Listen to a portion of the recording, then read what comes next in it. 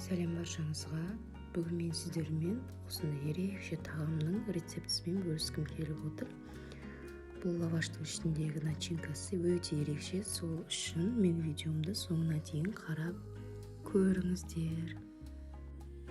Мінекей бұл ерекше тағамның начинкасына, яғни салмасына мен осы қарталарды пайдаландым. Бұл өте дәмді болып шықты. Сіздер де жасап көріңіздер, бұл міндетті түрде сіздерге ұнайды деген сенімдемін. Алдымен бұл қарталарды жақсылап жуып, және де бір жарты сағаттай суға қайнатып алдым.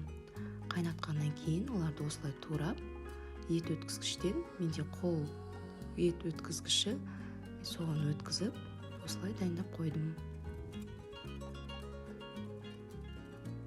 Енді қазанға салып, оны баяу отқа пісіреміз. Ол піскенше мен мұнда пияздарды дайындап қойдым. Пиязды қаншалықты көп қоссаңыз, соншалықты дәмді болып шығады.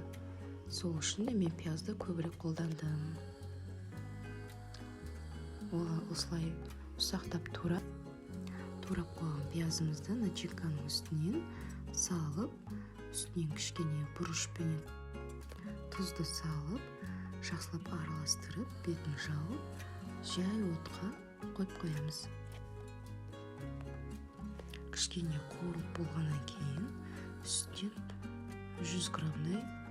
100-150 граммдай суды құйып, баяу отқа қойып, бетін жауып қойып қоямыз. Егер де начинкаңызда су тартылып жатса, үстінен тағы да кішкене су қосып, кішкене баяу отқа қойып, қайтадан қуырып алсаңыз болады. Бұл жарты сағаттай пісті менде.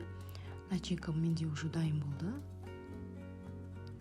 Менде бұл жерде дайын қамыр, жай ғана суға еленген қамыр, су мен тұзды араластырып, осындай екіге бөліп жайып алдым. Осындай жұқа қылып жайып, осындай төрт бұрышты қылып кесіп дайындап қойдым. Енді қызып тұрған табамызға қамырды салып, үстінен кішкене пісте майымызды құйып, осы видеодағыдай қуырып аламыз.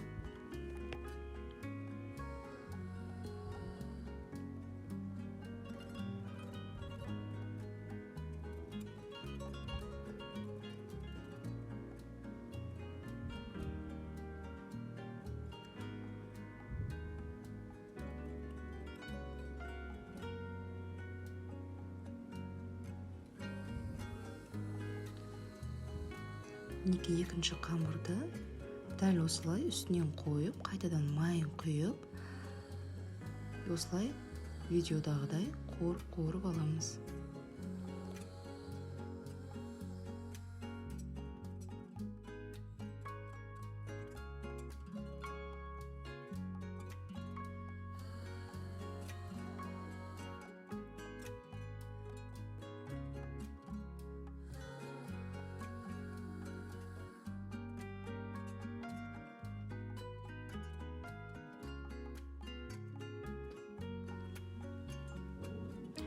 Лавашымыз дайын болды.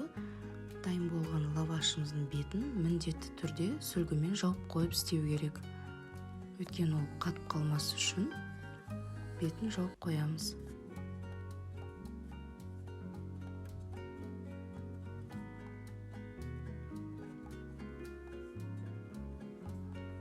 Енді лавашымызды осылай біртіндеп алып, салмасын салып, осылай конвертик қылып жасап, әрқайсысының ішіне осылай салып, төрт бұрыштап конвертик жасап қоямыз.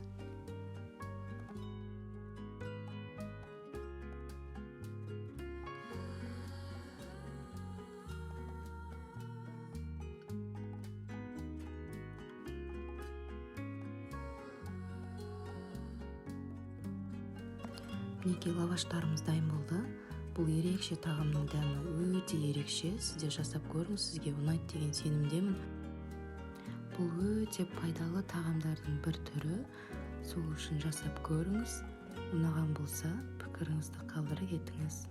Назарларыңызға рахмет.